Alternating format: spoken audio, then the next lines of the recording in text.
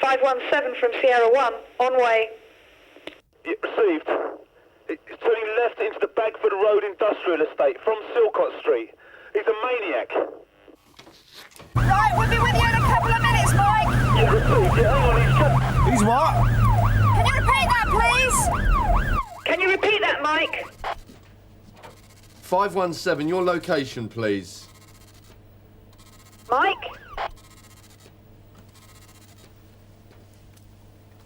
Sierra 1 from Sierra Oscar 1. Keep me posted. Received, sir.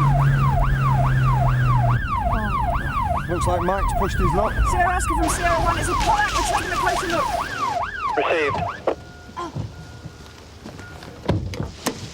You all right, Mike? No, I'm fine. You sure? Yeah. Hold it!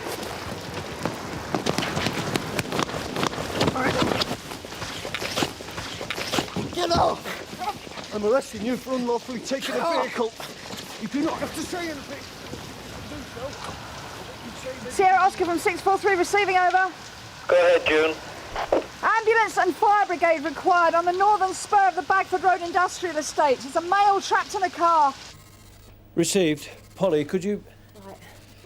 643 from Sierra Oscar 1. Who's been hurt? A joyrider, a boy of about 15. Is he the only injury? Yes, sir. And what's his condition? It's serious, I'd say. I'll be on the scene ASAP. Received. Don't tell her a thing, Paul! That's not very likely, is it? Paul! You did this. You drove us off the road. Shut up and get in.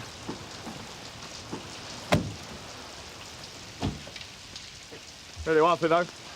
Mike must be close to rear-end it like that.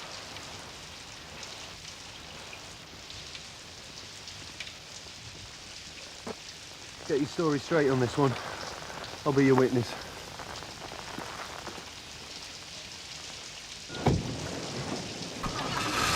Sorting things out with your mate, were ya? You were, weren't you?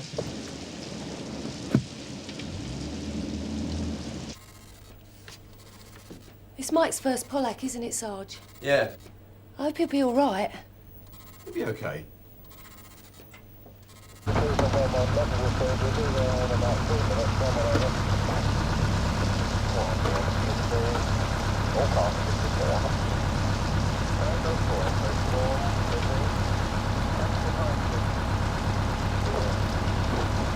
How's he looking? Well, they won't be able to tell till they get him to hospital, but it doesn't look good. Mike's pretty shaken. Any witnesses? No, sir. OK, June, thanks. Mike! How are you? All right. What happened? He was all over the place. Really taking risks. Came round here, the next thing I was into him. How fast were you going? Don't know. You don't know? Something hit the screen. What was it? Are you saying it caused the crash? I need time to think, sir. Mike, I know this is your first Pollack, but don't feel you need to invent anything, OK? Of course. I think someone needs to look at that cut. Sierra Oscar from Sierra Oscar 1. Yes, sir. Get onto traffic and call out an accident investigator. This looks like a possible fate act. Yes, sir. Incidentally, has the prisoner given us an ID on the injured boy? Yes, Sir Paul Martin. George Garfield's breaking the news to Mrs. Martin now. You best be off then. Right. I'll call you tomorrow. Oh, you wait till I see my Paul dragging me out like this. This was supposed to be a romantic evening. He's okay, isn't he? Well, sorry, Mrs. Martin, I don't know. I don't know. Out your sight for 2 minutes? Yeah. Oh, I know my Paul. He can look after himself.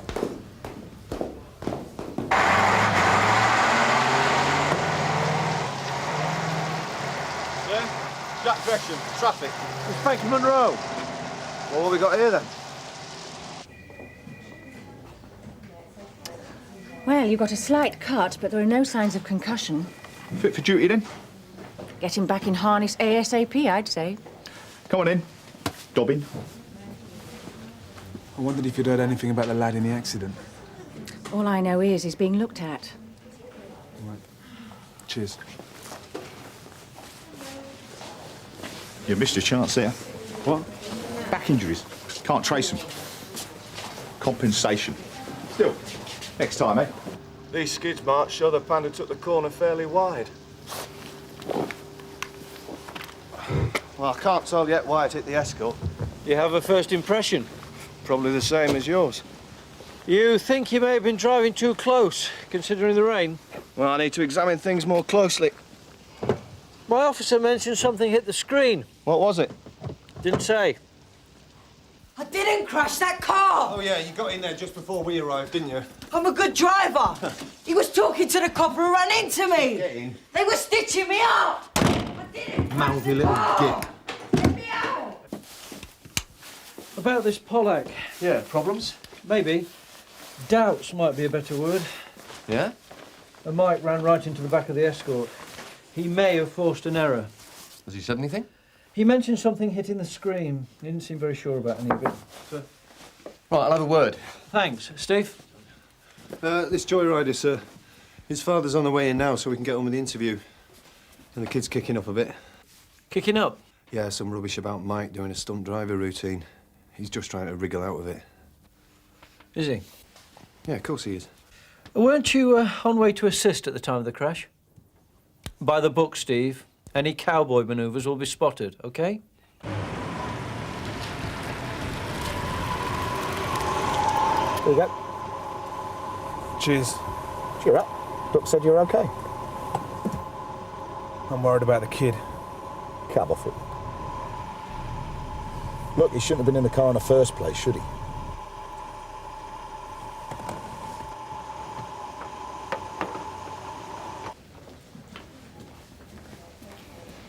Paul's in emergency surgery at the moment, Mrs. Martin. How bad is it? I don't know, but as soon as we hear from theatre, we'll let you know, OK? Thank you very much. God. That's all right. I can't believe it. What was he doing in a stolen car? Well, that's what we need to find out.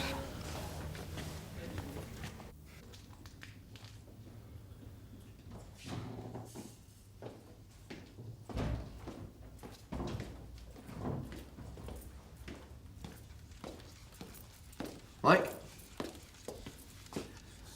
OK? Not really, Sarge, no.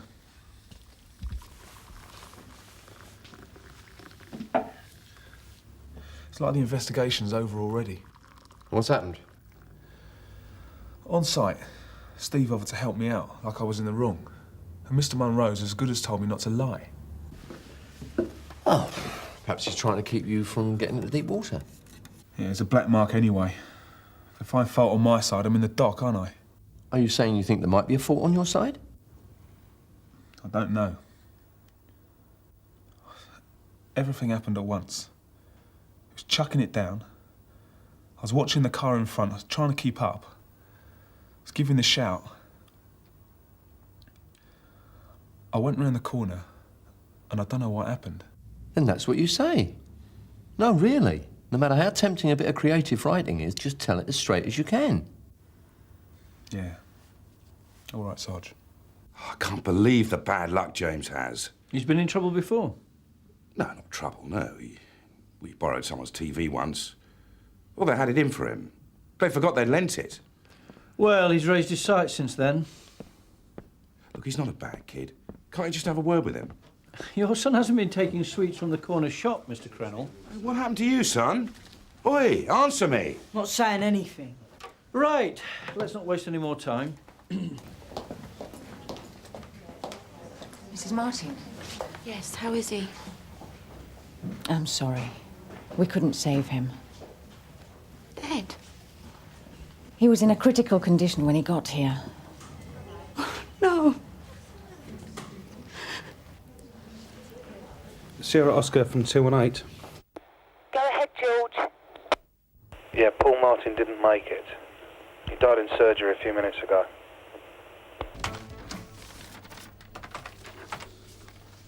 Have you got the time of the call-in for the duty statement, Sarge? Yeah. Do you want a printout? Yeah, please. Did you hear the news? Yeah, I heard, Sarge.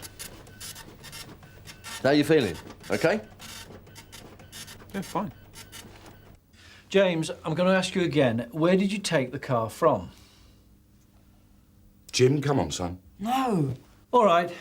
Interview terminated at 01:24. You're entitled to choose one tape to be sealed in your presence and kept for evidential purposes as an exhibit. Which one? Sign here. Let's lock him back up. What? Now, hang on. He must have climbed up for a reason. I'm sure he has, but until your son decides to share it with us, there's nothing else to do. James, if you come this way. I'd like to talk to my son for a minute. OK. Steve.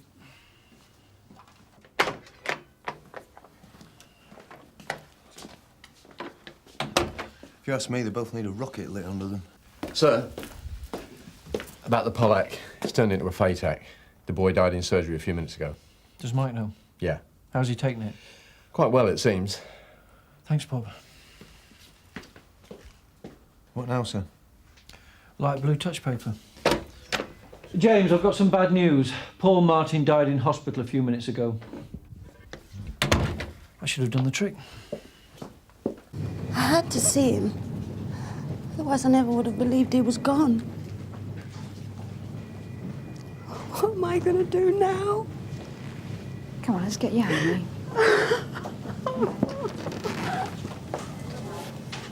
My son has decided to get exactly what happened at the crash on tape right away.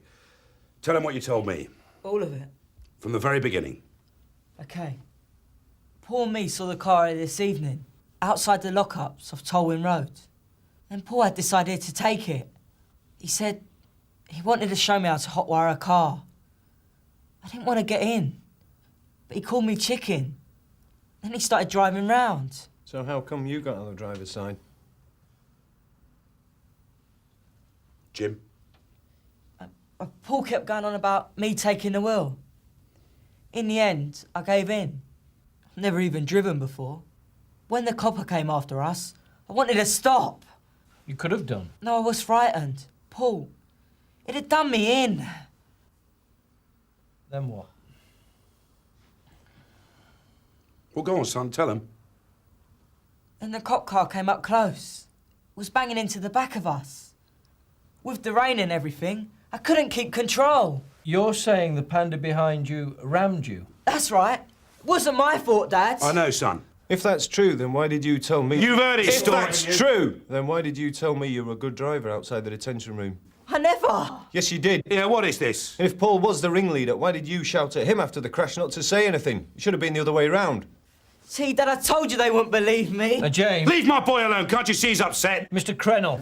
That's enough, now! Mr. Scannell! I am now suspending this interview to speak to Mr. Scannell outside. A word, please, Mr. Scannell.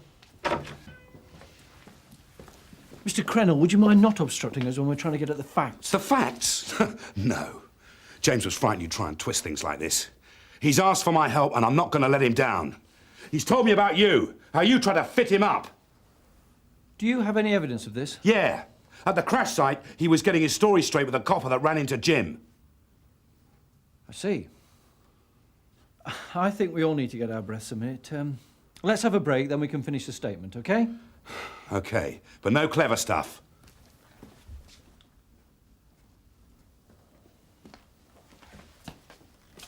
What was that about? There's no law against giving your mate a bit of support after he's been in a crash, is there, sir? That's all? Yes, sir. The kid's trying to duck out of this any way he can. I hope that's all there is to it. Sir? Mike's account is looking shaky. He doesn't know what happened. He said that? Yes. Let's bin James for a bit. That should give his dad time to simmer down.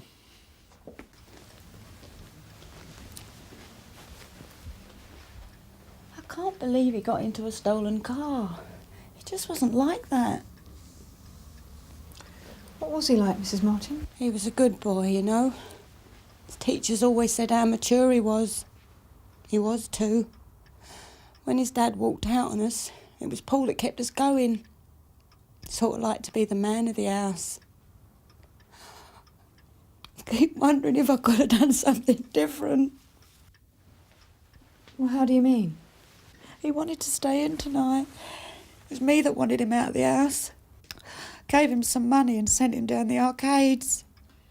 Well, blaming yourself isn't going to do any good. You don't understand. We had a row. I had a date coming round. I didn't want Paul here. I told him he had to go out.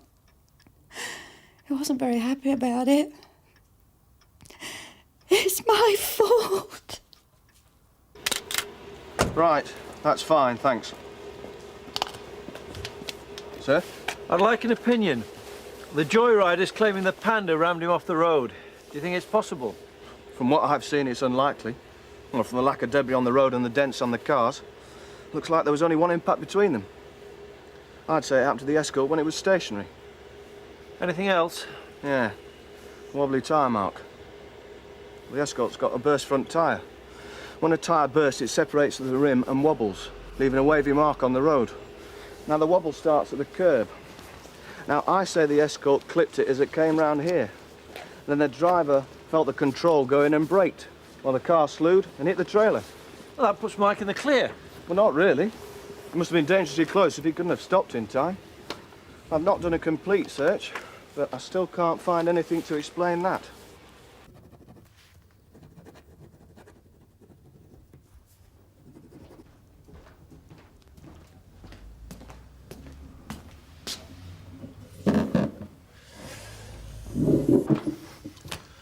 Do you hear about the kid?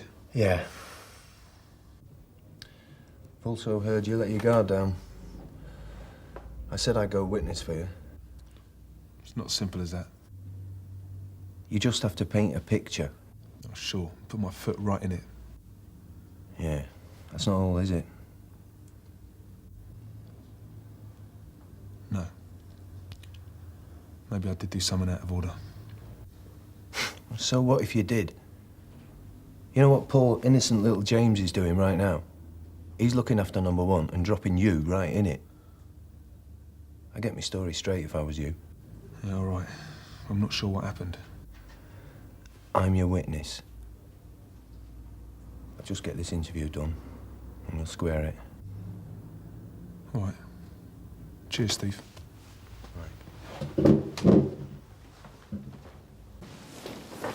Oh, George, June, you just took Mrs. Martin home, didn't you? Sir? Did she give you any impression of what Paul's like? How do you mean, sir? Well, his co-joyrider's claiming he only stayed in the car because Paul threatened to beat him up. Well, that wasn't the way his mum was talking about him. Oh, no? Well, I know it's only natural, but she gave the impression that he was a good kid, not a troublemaker anyway. She said she made Paul go out tonight, down the Towering Road video arcades. Well, maybe she didn't know what he was doing in his spare time. Yeah, but she seemed genuinely shocked that he got into the car. I mean, he was a responsible kid. Apparently he kept his mum together after their dad left them. OK, June, thanks.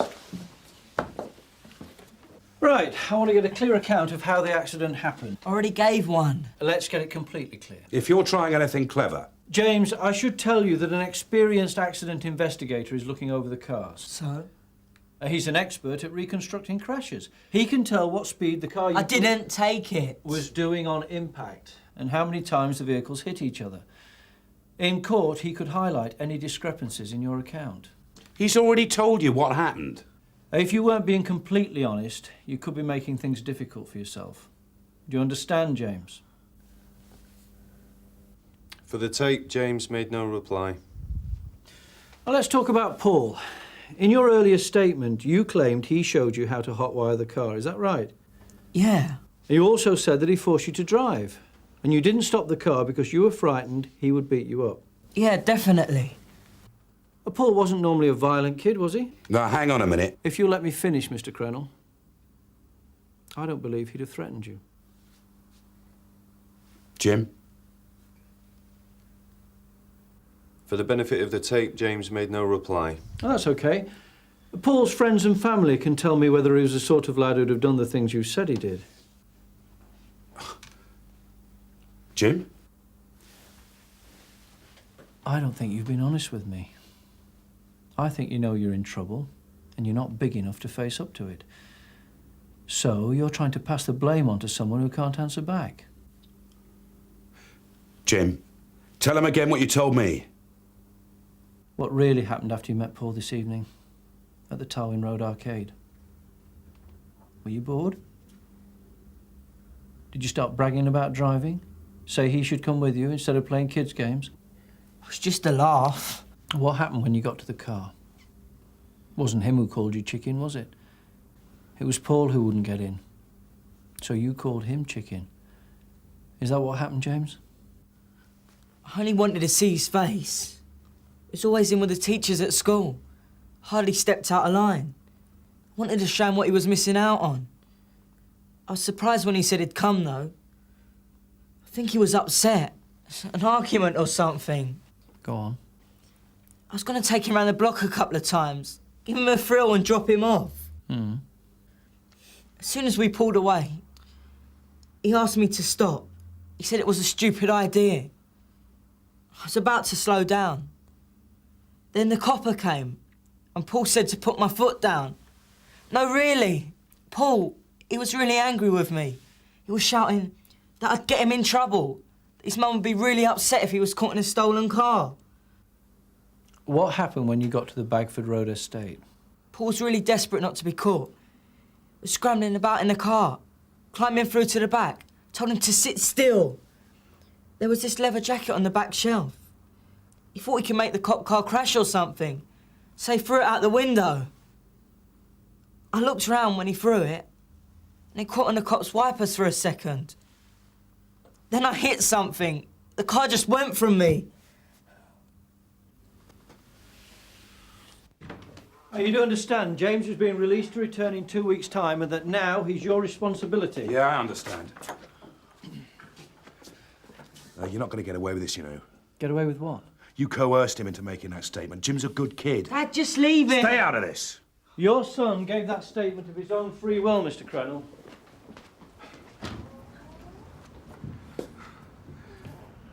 He's my son.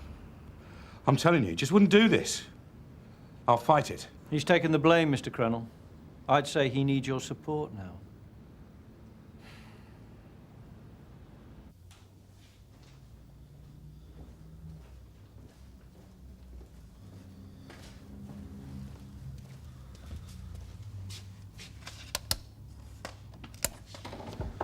Good news, mate.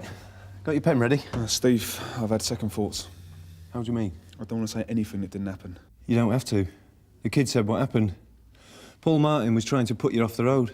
He threw a jacket out of the car at you. That's what blocked your view. It was a jacket? Yeah. The investigator's bound to find it. Now he knows what he's looking for. So it wasn't my fault?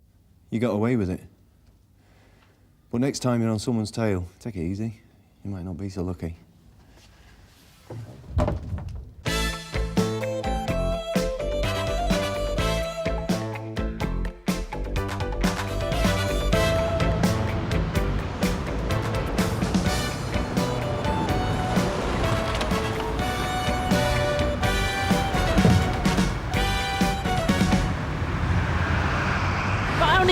Paper and some cat food. I'm sorry you can't go in there. There's been a robbery. So I've got to walk all the way down to the newsagents. I was making a delivery about 7 this morning. So did you see anyone else in the building? There was a car parked on the forecourt, but it moved off just before I went in. Can you describe it? I wasn't really paying any attention, but it was one of those high-performance jobs, you know. GTR, maybe. Silver colour. No, sorry, mate, you can't park here. Oh, that's all right. Keep an eye on the car for me, will you? What are you, some sort of comedian? Sometimes. But today, I'm your new DS. Don Beach, all right? Oh, sorry, Sarge, I didn't realise. And you are? PC Quinnen, Dave Quinnen. OK. Oh, Socko have requested not to use that door. So what do I do, climb through a window or what? There's a door around the back. Hello, Jane. Hello. It's rather a mess, I'm afraid. I don't hold out much hope for the tar marks. Should get some decent footmarks here. Probably trainers. Right. Catch you later. What's the girl's name? Nina. Yeah, it looks like we got a lead on the car they used. Yeah, any sign of the new DS yet? Yeah, he's in there. It's been here about 10 minutes. Well, why don't you tell me, Dave? Oi! Oi, not that way!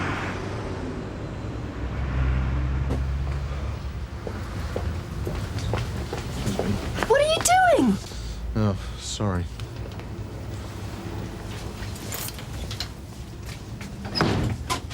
Oh. Sorry, Sergeant. I got a lift for you. Nina, this is DC, Skase. Skase. Hello. Right. Go on. I was late for my shift, and I came in the back, and I heard this banging and crashing in the shop. And I went in, and the first thing I saw was Pat lying on the floor behind the counter. Pat Gibson's your employer, yeah? Yeah. And there was this other bloke in there, robbing the place, grabbing cash from the till. And then he just grabbed a few cartons of fags and he ran out of the shop. Was he carrying anything else? Yeah, he had this metal bar in his hand. Suppose I'm lucky he didn't use that on me. Can you describe him to me? I didn't see his face, he had a balaclava on. What colour? I don't know, I can't remember. Was he wearing a jacket? Maybe, I'm not sure. So, you can remember he was carrying a metal bar, but not if he was wearing a jacket, yeah? Yeah, I know, I'm sorry. My mind's gone blank. Must be the shock. He's only been here 2 days and you chuck him in at the deep end. Why not? I'm sure Beach can keep his head above water. Where is he today? Camber Road, the garage job. Who have you put with him? Lord Skase. Well, that should be an education for both of them. See she gets home all right. I'll be speaking to her later. Right, Sarge. How you doing, Jane? Can we come in? Yeah, I finished everything up there. Anything? I'll need a check on Pat Gibson's fingerprints and Nina's. But by the looks of the till, looks as if the perpetrators wore gloves. Well, there's no sign of any damage. Doesn't look as though it's been forced. Anything else? There were some fibres caught on the cigarette shelves here. Looks like somebody may have snagged their jacket. But the best bet was the footmarks. Who else has been in here since the robbery? The girl assistant, a couple of paramedics, and the milkman who phoned the Yeah, all ambulance. right. I'll get the picture, thanks. Witness statements from the Glendale hotel job, all 18 of them. So I'll give them to me. DI wants them checked through by refs. Thought we'd take half each. So what about Rod? He was on the case. He's off for the new DS. Oh, great. I don't know. I think I prefer a quiet spot of paperwork. But you know Don Beach? I never met him till he came in here. I'll cut him. I'll keep it to yourself. Take a tip from the three wise monkeys. Donna, this is DS Beach. I need a name check on a Nina Collins. Copthorne Estate. Yeah, thanks. All right, call you back. Cheers. So you're not happy with Nina's memory problem, then? Who knows? A sensitive young girl like that gets an iron bar waved in her face. Minds play funny tricks. Sarge, you know, we had a post office job on Gatley Road a couple of weeks ago. Same MO, metal bar used as a weapon. Yeah. We got a tip from a snout. Looks like it could be down to a guy called Jason Miller. So you think Miller might have called in here this morning? Well, he's got to be our favourite, isn't he?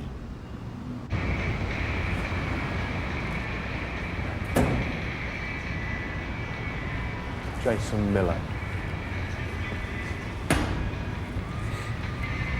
Long time no see. Must be all of 2 weeks. Yeah, well, it's not long enough for me. It's DS Beach.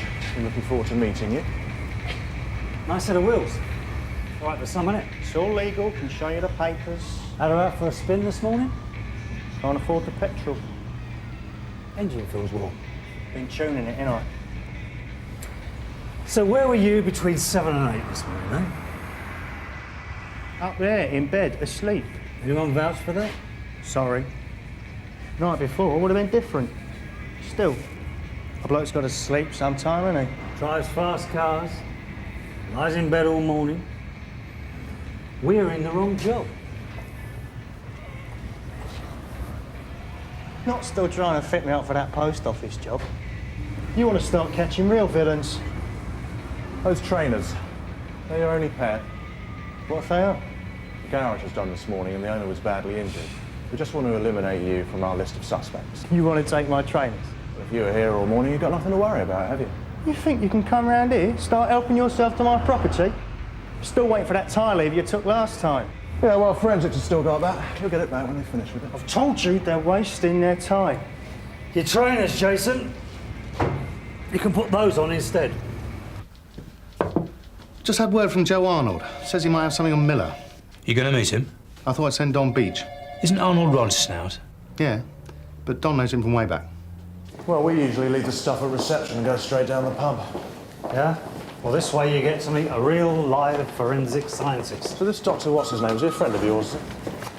I'm still working on it. Dr. Kennard. Sergeant Beach, good morning. This is DC Rodskase. Sarah Kennard. Pleased to meet you. The garage robbery. A pair of trainers from our suspect, Jason Miller. Right. Well, at first glance, these do seem to have a similar sole pattern to the marks lifted from the petrol station. Sarah, I know someone of your particular talent's always in great demand, but I'd appreciate a quick result on this one. Is there any good reason why I should change my schedule just to suit you?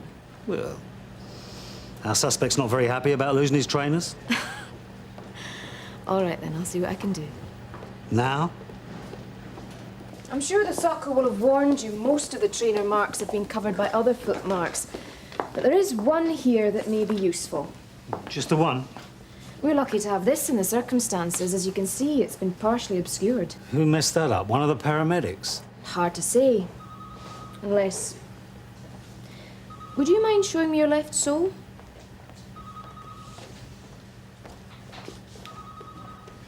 There's your probable culprit. You sure about that? If you give me the shoe, I can be certain. Well, come on, what are you waiting for? If you ask me nicely, I might take them both off for you. I only need the one.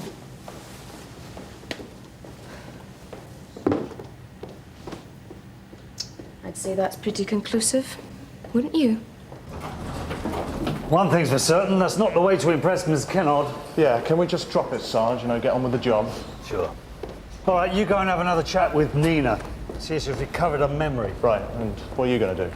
I'm going to have a chat with your snout. The one that gave you Miller for the post office job. What? You mean you know Joe Arnold?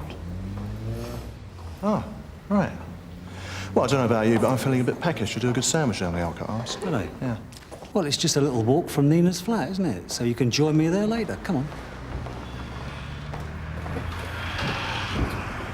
How was I to know? I thought it was another punter. Great first impressions, Dave. Well, Skase was a bit out of his depth, was he? Well, a bit. He didn't know what hit him. CAD room's been very busy with the DS's calls this morning. What, about the garage job? No, all personal, all women. Only been here a couple of days. Well, I tell you what, I've never seen Socko looking so cheerful. Hello. I'm DC Skase of Sun Hill. I was looking for Nina Collins. Is she... Nina!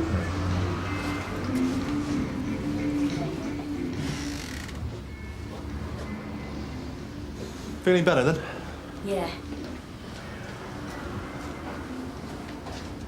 I was thinking about what happened this morning and this all started to come back to me. Right, well, if you could start by trying to describe the man you saw. That's all right. Just take your time. Think about it very carefully. Well, he was big, much bigger than Pat. What about his clothing?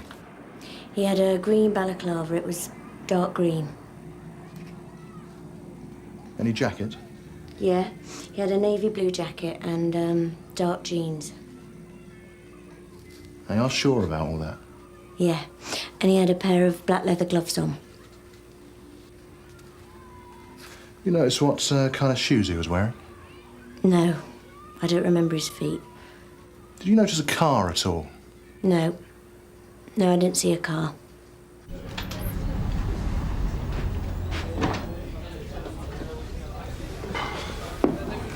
You're right. They do a good sandwich in here. Seen Joe Arnold, then? No. What about Nina? She come across? Oh, yeah. She made a remarkable recovery. Got a good eye for detail, has our Nina? For a vivid imagination. Why would she make it all up? Well, there must be a chance she knew the robber, trying to throw us off the scent. Well, in any case, there's not enough there to get Miller. Sarge. Hello, Joe. Long time no see. Nothing on the garage job. But I can tell you one thing. If you want Miller, you'll have to look sharp. Yeah? He was down the gym last night. Worried about his health. Says he wants to take a holiday. Did he say where? He's got tickets for the ferry.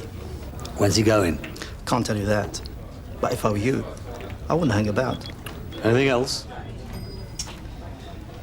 Got one more trouble. Oh, yeah? What sort of trouble? Bloke like him always has a couple on the go. Only it seems like one of them's turned sour on him. Any names? Sorry. I gave you a miller for the post office job. What more do you want? Hey, Joe! I'll see you. Yeah. Catch you later. Well, you know that leaves us, don't you? Oh, yeah. About as far up as you can get, with half a footprint. Yeah, well, if your scientist friend's as good as she looks. Well, let's go and find out, shall we? Can't she wait a few minutes? Time for me to grab a pint and a sandwich. Yeah, well, she might be able to wait, but I can't. Let's go. Yeah, finish that. You can see this sole does have a distinctive wear pattern on the heel, and there's a slight cut here, probably the result of accidental damage. Knowing Miller, it could be from somebody's teeth. If you look at our footmark, the area we're interested in has been covered by the mark left by you, DC Scase. Are you looking at this? Yeah. Even if I could separate the two marks, I doubt I'd find any useful detail. All right. What about the rest of the mark? Look at that. Isn't that clear enough? No good, I'm afraid. Could be any similar trainer. So what you're saying is, it could be Miller, but we can't prove it. Not from this. I'm sorry. Yeah, okay, Sarge, you don't have to say it. Do you know what this means, don't you? This lets Miller off the hook. No ID, no forensics, we can't touch him. All right. So maybe this wouldn't stand up in court, but supposing you were asked to make a qualified guess. I'm not interested in guesswork. Only facts. So what about the fibres? They've been identified by our biologist as a grey synthetic material. Grey? That doesn't fit Nina's description. Could be from a ski jacket, something like it. Right, well, thank you, Sarah. Don't go away, Sergeant. There is another lead we've been investigating. If you'd like to come through to the lab, I'll show you. Donna, we got the contact sheet for the Jasmine Allen. Inspector Monroe's got it, sir. Oh, sir, do you know where I can find DS Beach? Is it forensic? Why? Is it urgent? It's just that I've got some new information on Nina Collins, you know, the witness for the garage robbery. Well, you can always get him on his mobile. This is a sample spectrometer. It analyses paint samples.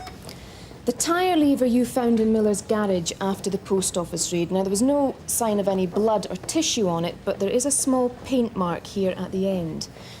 Luckily for us, it was an old building. The doorframe had been repainted several times, leaving a unique history of different layers which we can separate and identify. And how long will that take? The usual 2 weeks? No.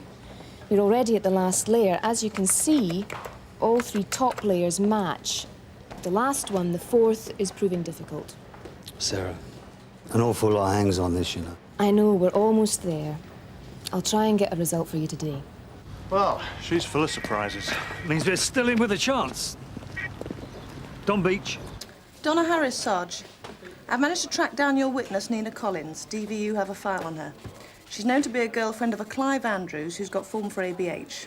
Also known to be friendly with Jason Miller. They all live on the Copthorne estate. All three of them hang out together. Seems like Nina gets the rough end of the relationship. I've already told you everything. Have you thought about it carefully? Of course. I thought about nothing else. Well, is there no chance he could be mistaken? Maybe about the colour of his clothing? What is this? Do you think I'm lying? Do you know a Jason Miller? Yeah, he lives on the estate. Have you seen him recently? Yeah, I've seen him around. Not to talk to. Nina. You've been through a nasty experience. But however bad it's been for you, Pat Gibson's down at St. Hugh's with a fractured skull. Now, I can see that you're a decent, sensible girl, and if you're lying to me about this robbery, you could get charged with perverting the course of justice. Now, that is a serious offence, okay? All right. I wasn't telling the truth. Right. Well, we can start again then, shall we? He threatened me. He smacked me in the face and told me to keep my mouth shut. Who are you talking about? Clive, it was him I caught robbing a till. Clive Andrews? Are you sure about that? Of course I'm sure. I'd know him anywhere, never mind his stupid balaclava. He's your boyfriend, isn't he? I don't know where you get your facts from, but you're out of date. I finished with him 6 months ago. Why didn't you tell us all this morning? I was afraid of him. I know what he can do. This is just a sample. Would you be prepared to give evidence against him in court? Maybe. I I'd have to think about it. Oh, one other thing. Are you sure you didn't see a car at the time of the robbery? That was the truth. I didn't see a car. Because a car was seen by a witness. Well, I don't know about that. A silver GTI? Fits the description of a car owned by Jason Miller. It's a bit of a funny coincidence, don't you think? I didn't see a car. Hi, Jan. Just had a word with a mate of mine at Barton Street. Oh, yeah? Yeah, a while back, one of Beach's cases went to appeal.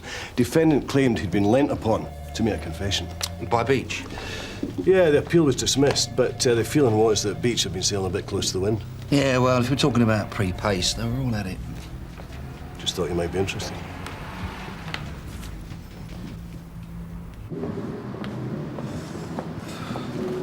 Clive Andrews. I'm DS Beach.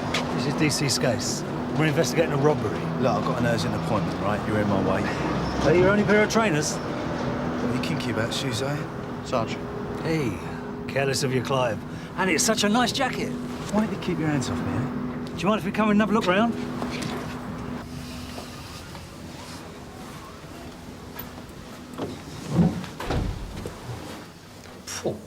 Party last night, Clive? Yeah, something like that. Look, you've got a warrant or what? Don't need a warrant, do we? You got nothing to hide, we're just having a look round. West Ham United. Got a season ticket for them. Excuse me, Clive.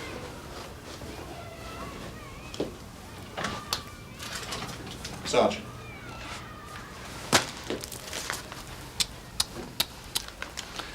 Don't you know these are bad for your health? Ain't there law against smoking? Still got the price tag on them.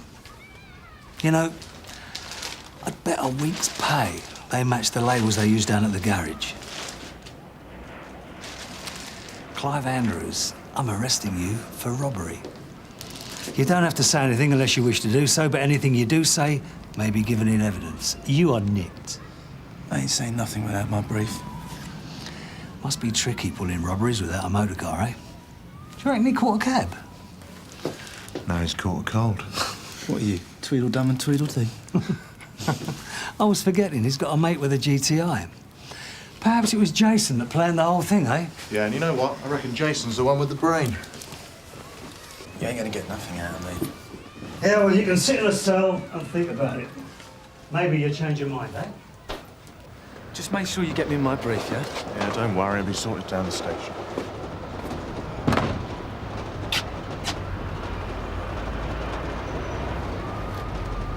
Look after him, Rod. I'll be back in a minute. Nina! Nina! Leave me alone. What were you doing here, eh? You were going to tip him off? No, I had to see for myself. Had to be sure. Look, we still need your help. You got Clive. You got what you wanted. But if you were to give evidence against him in court, it would help us convict him. All right, I'll get up and say whatever you want. Just the truth, Nina, that's I it. hope he goes down for good, the lousy pig. What about Jason Miller?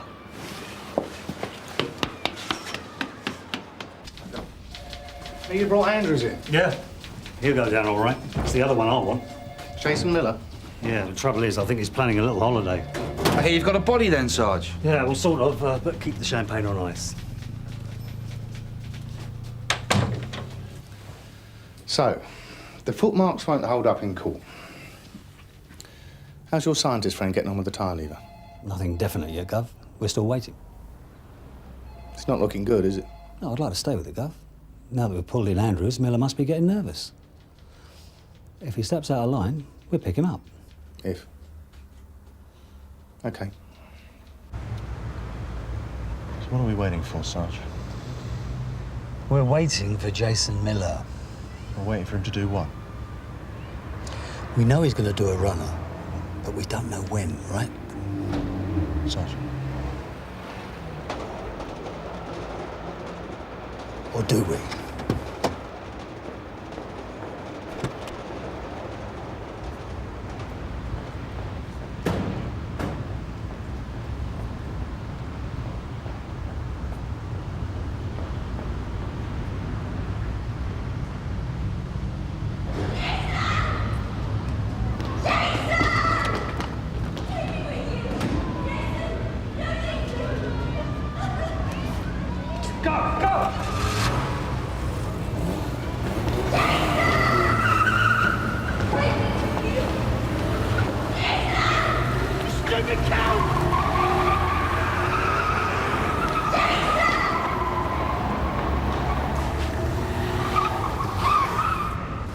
thieving cowards! It's not even done, do you understand? All right. Jason Miller, I'm arresting you for assault! You don't have to say anything unless you wish to do so, but what you say may be given in evidence. She's a liar! Shut your mouth! What do I have to say? This time, we better get you to hospital, all right?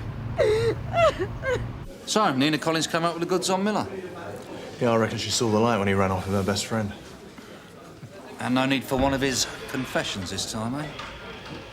Hi, lads. 2 vodka and tonics, Colin. It's all in here. There's no doubt that your tyre lever was used in the post office robbery. Thanks. So, can I buy you a drink? Thanks, but no. Well, is there anything else I can do for you? Keep on your toes next time? Or wear overshoes. If it goes to prosecution, I look forward to seeing you in court. Not bad for starters.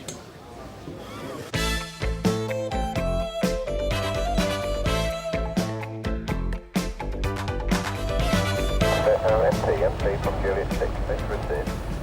What are they doing? We're just messing about, Pole. I don't think so, somehow.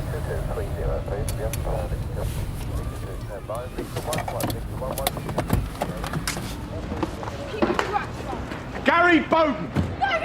In Pole! Oi!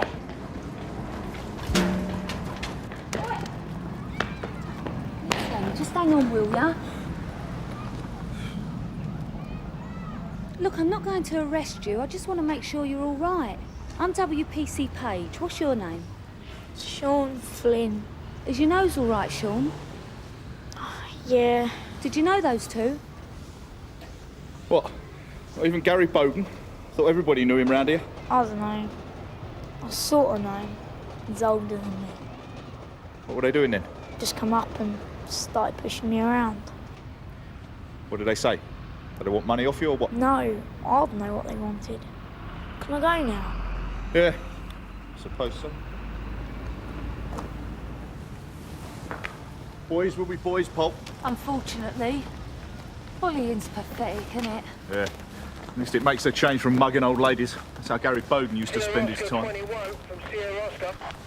Go ahead, Reg.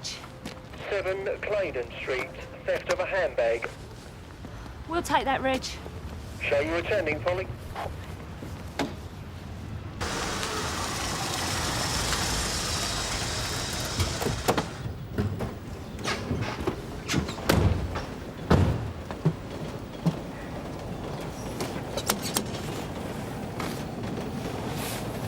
Oh, could do with a coat of paint. Mr. Wild? Yeah, come on in. Close the door behind you. She's in the back having a cup of tea. You two want a cup? Say no. I'm all right, thanks, Mr. Wild. Yeah. Don't get up, Mrs. Wild. Yeah, take it easy, Doc. Coppers in the house always make her nervous. Me and all come to that. Oh, yeah? Why is that then, Mr. Wild? Call me Frankie, son. Frankie Wild? No? Oh, well, I'll go and make the tea. Were you hurt at all, Mrs. Wild? No, I'm a bit shaky now, though. You're about to be, love. Look, why don't you just tell us what happened? Do you want to take down the details, Paul? I'll go and have a word with your husband, Mrs. Wild. No, he's my brother, dear. I'm not married. Oh, right. What time did it happen? Must have been about 20 minutes ago. You and your friend got here very quick. About 2:10, then? Well, this young lad just came from nowhere, grabs me back and he's away. Can you describe him? I don't know, it was very quick. Well, how old would you say he was? No more than 11 or 12. He had one of these funny haircuts, you know, that goes in like that. Like a step? Yeah. He was a nice-looking boy. Frankie Wild. Of course. Well, I remember the name. Glad somebody does. Here. So when was the last time you got sent down? 78.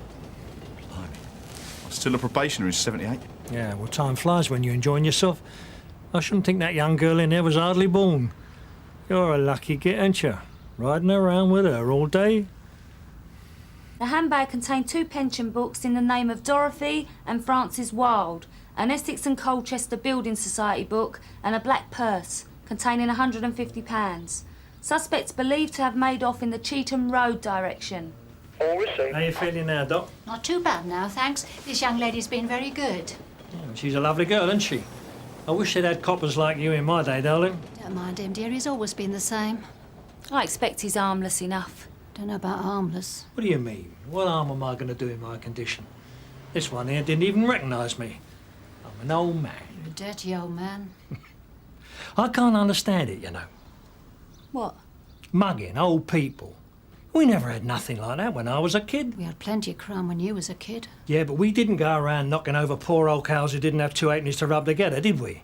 I mean, what's going to happen to this kid when you pick him up? If you pick him up, I should say. It would be just another caution, wouldn't it? And then back on the street. Well, it's not up to us. Or he'll be sent off on holiday somewhere. What sort of punishment's that? Never did you any good, though, did it? What? Prison. No, that's not what I'm saying. What I'm saying is... Well, if you'll excuse us.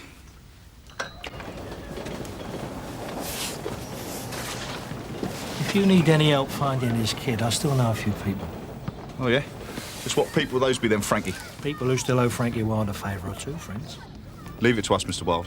We'll find him. I hope you do, son. I hope you do. Because if you don't, well... Listen, we'll do our best, all right? But I'm sure I don't have to warn you that if you or anyone else start taking things into their own hands... All right, all right. I was just trying to be helpful. I don't know, darling. What's an upstanding citizen to do? You try and bring a bit of decency back to the streets? You could start by giving this front door a coat of paint. Behave yourself. So who is this Frankie Wilde, anyway? Am I supposed to have heard of him? Nah, not really. His only claim to fame, as far as I know, was a big bullion robbery back in the 70s. I think he must have been playing out of his league. He's the only one who got nicked for it. So he had his 5 minutes of fame, then he went down for something like 10 years. He never grasped the others up then? No. So it might be true that they owe him a few favours. They probably just paid him off and then forgot about him, like the rest of us. You think he's bluffing then? Yeah. Josh? Yeah? Do you remember Frankie Wilde? Rings a very dim bell. Frankie Wilde? Madam Street, bullion van job, late 70s. Oh, yeah, I remember that. I was at Upminster at the time. He took the rap for a heavy mob, didn't he? Yeah, that's him. We saw him today, me and Paul. It was his sister. Had a handbag snatched this afternoon.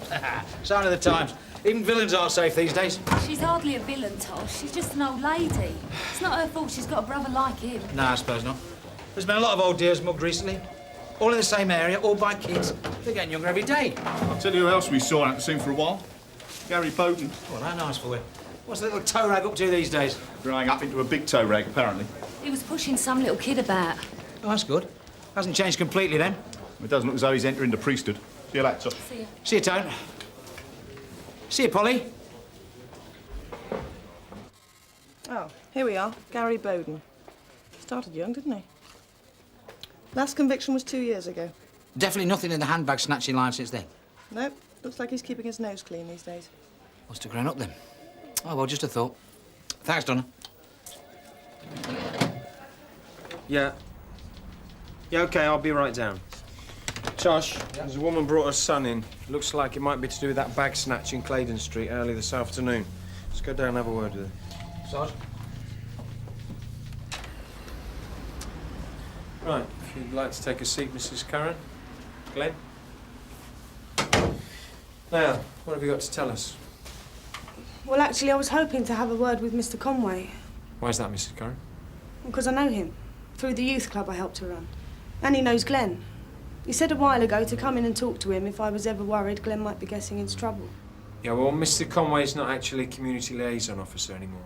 Why don't you tell us what's happened, and if Mr. Conway's still in the building, I'll let him know you're here and see what he has to say about it. What sort of trouble is Glenn in, Mrs. Curran? You're CID, aren't you? Yeah. I wasn't expecting CID. Why's that? I wanted to see Mr. Conway. Yeah, but from what you told the front office, it would appear that you could shed some light on a crime that we're investigating, so it automatically involves us. Look, you obviously came in here with a problem, and we're not going to be able to sort it out until we know what it's about, so what do you want to tell us? Well, Glenn's been getting a lot of hassle lately from some bigger boys. He won't tell me who they are. Why's that, Glenn? Because he's scared of them. Is your nose bleeding again? A bit. Leave it alone, then. What's happened to your nose? Got annoyed. By these lads? He come home with blood all over him. Didn't know whether he was coming or going. And then, I found this in his pocket. It's got £20 in it. Where'd you get it, Glenn? Listen, Glenn's a good boy. Mr. Conway will tell you that. He wouldn't have done nothing like this on his own. So why don't you tell us what happened, Glenn? It wasn't my fault. Did you steal a handbag, Glenn? See, the handbag we're looking for has a lot more than £20 in it. What else was in the handbag, Glenn? Where is it now? All right. Why do you think the head butters you? Was it a warning? Well, it's obvious. So, you going to tell us who these lads are? Glenn, you've got to. It'll put him in the clear, won't it? Well, no, not exactly, I'm afraid. If we believe that Glenn has committed a crime, then we're obliged to caution him and carry out a formal interview on tape.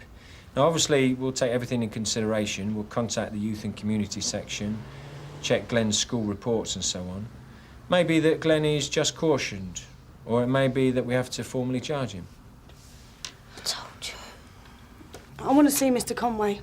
Well, he's only going to tell you what I've told you. If Glenn wants to tell us who these lads are, that's completely up to him. You said you'd tell him we were here. Yeah, all right. You should still be in. Tosh, why don't you get Mrs. Curran and Glenn a cup of tea while I nip upstairs? Yeah, right, Sarge. Milk and sugar? Both milk, no sugar, thanks. Right. Oh, Glenn, do you know a lad called Gary Bowden? Right. Milk, no sugar. Tosh? Yeah? Where'd you dig this Gary Bowden up from then? I saw Tony Stamp and Polly earlier, and they said they'd seen him. They're probably on refs now. Do you want to work with him? Yeah. I'll join you in a sec. I better catch Conway first, eh? You'll be lucky it's gone full. Probably best for us if he has gone home. Only hold things up. Oh, sir, couple of brief words. Yes, all right. What is it? We're interviewing a lad in connection with a handbag theft earlier today, Glenn Curran. His mother was particularly anxious that you knew they were here, says you know the boy. Yes, I do. He's a very nice lad. A little overprotected, perhaps. Yes, sir. Mrs. Curran was hoping she might have a chat with you, but we explained you're not CLO anymore. That's all right. I'll pop my head in. Where are they? Front interview? Yes, sir. Oh, and don't worry. I'm in rather a hurry, so I won't hold things up, whatever that means. Yeah. Right you are, sir. Right. Nice one, Tosh. You dropped us right in it there. Mr. Conway didn't appreciate your review of his performance. Oh, dear. Did he have anything to contribute?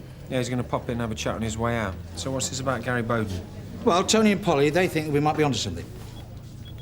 Well, go on. It was what Tosh said about this kid having been nutted. We saw a kid this morning having the nut put on him by Bowden. Well, by one of his mates, anyway. And? Well, too much of a coincidence, isn't it?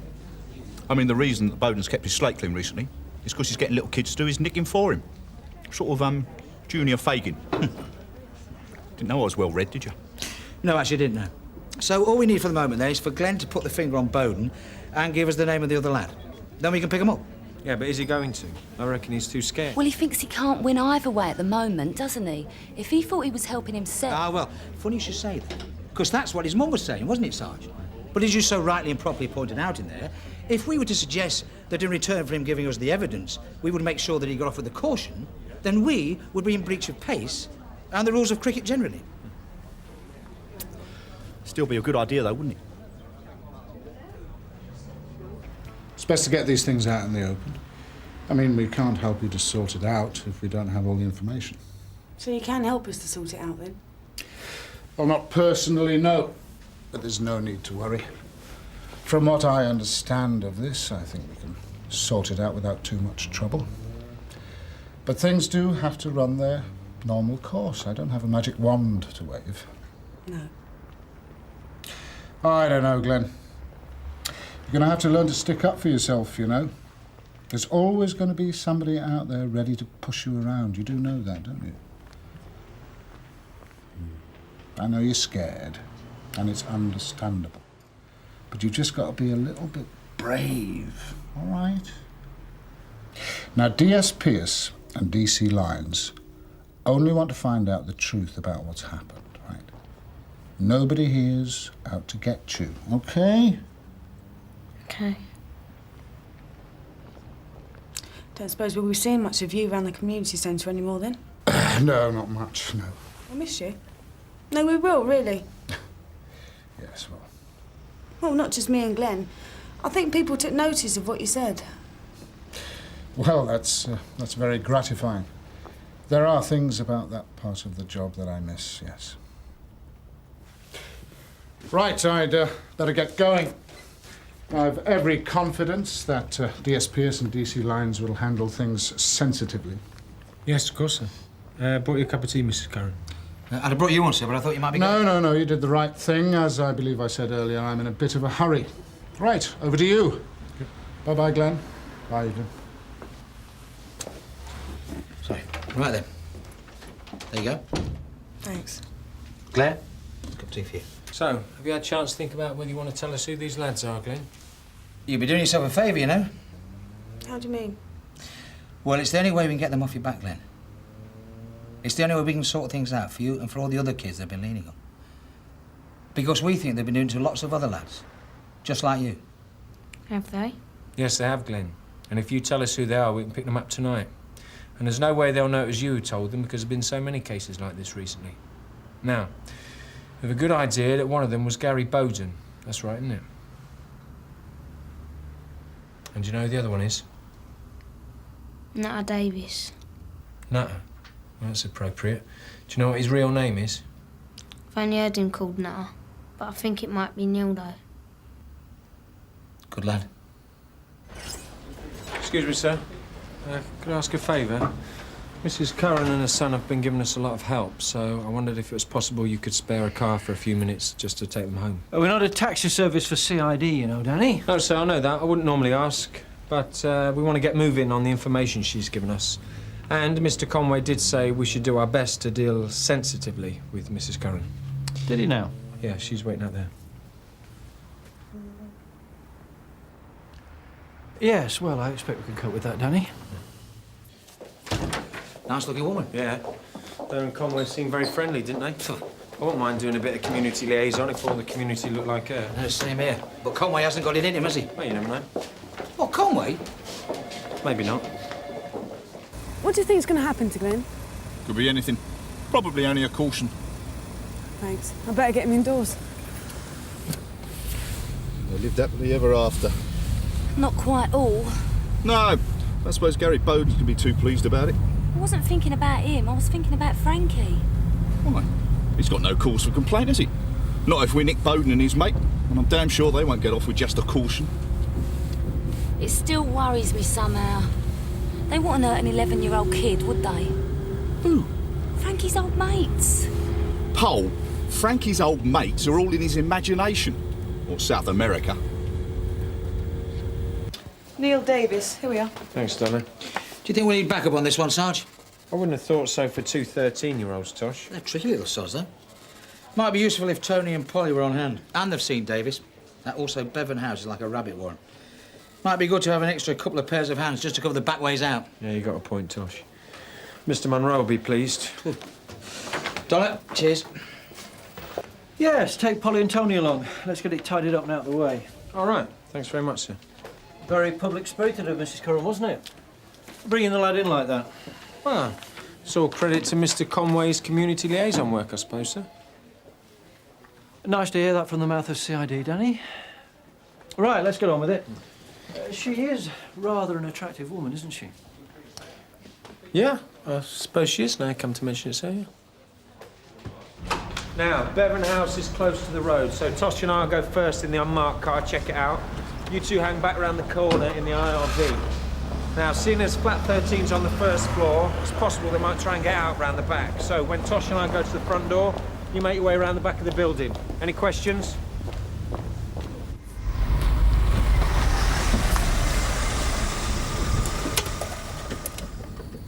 There's a light on. 2 bikes outside. 2 mountain bikes mean anything to you two? One of them lime green? Yeah, Tosh, one of them was riding a green bike this morning. Davis. Yeah, it's on the first floor, the one above the passage. Sounds like they're both there. Come on. Mr. Bowden. Yeah, I'm DS Pearce. This is DC Lyons from Sunhill. We have reason to believe that Gary Bowden and Neil Davis are at this address. Can you open the door, please? No, they ain't here. Just open the door. No, if they ain't here, you got no right to come in. Yes, we have. And if you don't open the door immediately, keep firm hold of that dog, I'll do you for obstruction. Now open it.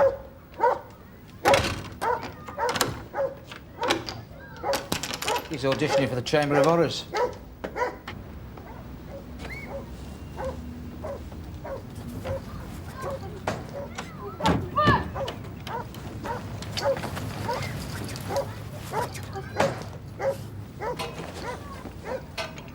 Don't be a fool, Gary.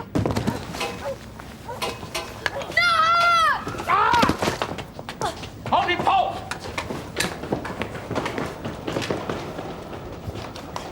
Don't try nothing, me son.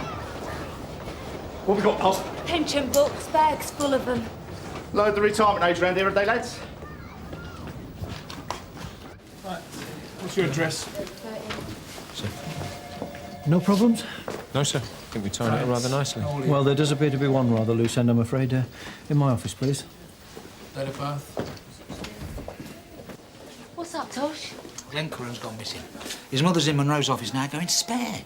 Any thoughts? Frankie? What about Frankie? He's just trying to kid us, Tosh. He says he's got mates who can find out who the boy was, but... well, I don't know. Maybe he wasn't kidding Tony. Well, there's one simple way to find out, isn't there? What's that then? Ask him. You got his phone number? I heard someone at the door, but, well, I didn't realise Glenn had gone to answer it. Well, then by the time I got there, the door was open and he was gone. And there was the car driving off really fast. I'm so scared. Where is he? Oh, you don't know there's any cause for alarm yet, Mrs. Curran. Could it have been a friend, do you think, calling round for him? No, not in a car. Anyway, he wouldn't have just gone off after what happened today. He was too scared. Excuse me, sir. We've traced Glenn. He's at 7 Claydon Street, where the bag was reported stolen. Well, what's he doing there? He's painting the front door. He isn't all. Glenn, are you all right? Yeah? Well, what are you doing here? Just doing this job. Oh, hello. Back again. I don't call Glenn, honest. Of course not. You're a good boy. Is Frankie in? He's in the back room. Go on in. All right, Frankie. Scannell. I don't know what you mean, sir. Abduction of a minor is a very serious offence. Who's abducted anybody? I haven't abducted anybody. You seriously expect me to believe that he just came round here of his own accord and started painting your front door? Said he wanted to make up for what he's done. How did you know who he was? I don't think you was listening before, were you? I still know people who know people. Anyway, stop worrying about the boy, will you? I know it weren't his fault. It was that young Bowden lad. Now, he is a nasty piece of work. So they tell me. Look, Frankie, I'm warning you, leave it. We're handling it. Oh, that is nice to hear.